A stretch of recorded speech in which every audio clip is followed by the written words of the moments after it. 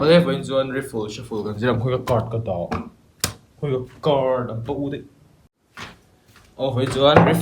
Riffle shuffle gần như là hay đấy nhá card đi chết đó đó card giàu thương hiệu bụi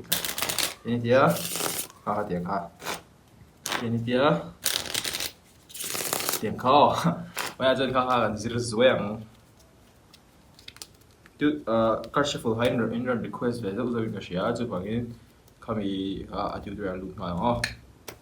hay tiền lần đầu tiên hắn mấy ta common em hay chứ bằng thế trên ở trên số thiểm nول đồ rồi mà sẽ cái lần đầu về chúng ta tutorial thì cái ngã draw card cả hay có cái tảng chứ gì hiện chế cho nên tiền hay hiện cái ngã draw cho nên hay alive về là tất cả những cuộc chúng bị vậy là mấy mẫu ít mình thiểm làm số rồi tiền rồi alive về là tất cả những vật chân sang ngắm rồi hết tiền bul trang tiền tiền cái ngã alive về là tất cả hết tiền chân sang đó kan tiền cái ta cho nên tiền tỷ lệ tất cả haran đi trên đó kan cái mình giờ mang trên đó mà sẽ cái chuyện về là ba bộ cái bộ thấy vết thôi hết tiền chân về hay là đó cho nên hay tiền ít thắc chong lấy làm ít thắc rồi hay tiền tấm tiền anh cho cái gì thằng rồi là thì cái dân anh car sẽ là hắn ông thấy đón đầu ta đi chú bảo yên hay tiền lại trên sang lệ lắm ít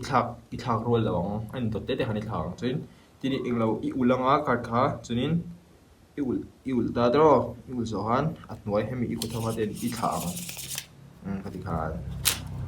anh chết đó về cái thì không chấp động cho là tinh dong như vậy thì để cái đó yên tiếng phải là thấy chân phải hát tiếng đi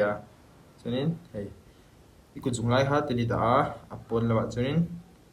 chung là bạn ít cũng dùng chal cho nên tiếng cũng dùng bây giờ bọc cái ba